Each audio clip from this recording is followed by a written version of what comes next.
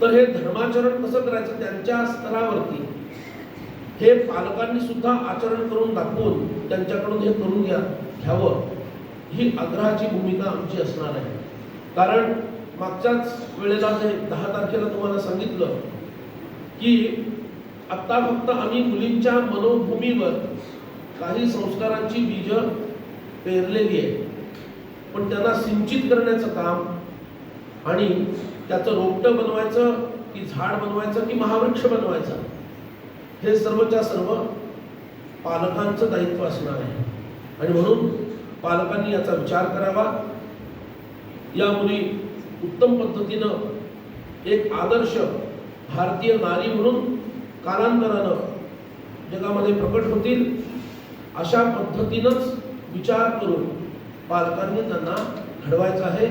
त्याच्यासाठी एक आग्रहाची भूमिका मी मांडेन की इथं समर्थांचे सुंदर चरित्र आहे उपलब्ध, मुलींना समजेल अशा पद्धतीचं अनेक स्तराची चरित्र आहे, प्रत्येक स्तरासाठी वेगळा अभ्यासक्रम आहे. तसं तर श्री समर्थ चरित्रामृत पळणीकर गुरुजींनी श्री समर्थ चरित्रामृत नावाचं एक सुंदर पुस्तक लिहिले.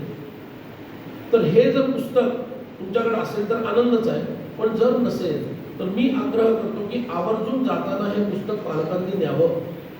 आणि मुलींना अनेक गोष्टी आहेत, रोज एक गोष्ट सांगावी.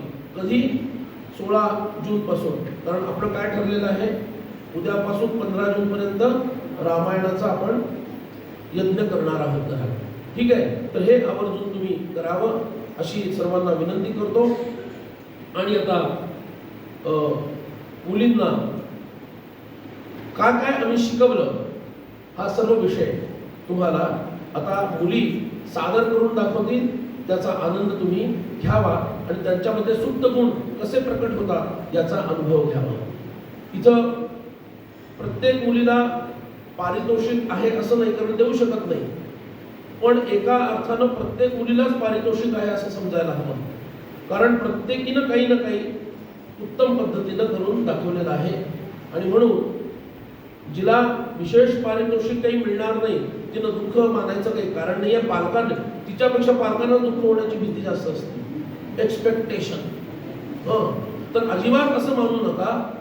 तिला समर्थ सेवा मंडळाचं पार्टिसिपेशन सर्टिफिकेट मिळणं हेच एक पारितोषिक आहे, लक्षात घ्या.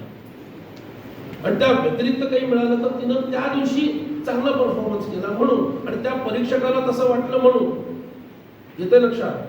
पण सर्वांना पारितोषिक मिळाले असं आपण मानूया. आणि आपण लगेच आता पुढच्या सत्राकडं या सेगमेंटकडे वळूया. ते सेगमेंट असणार आहे स्तोत्र पठण.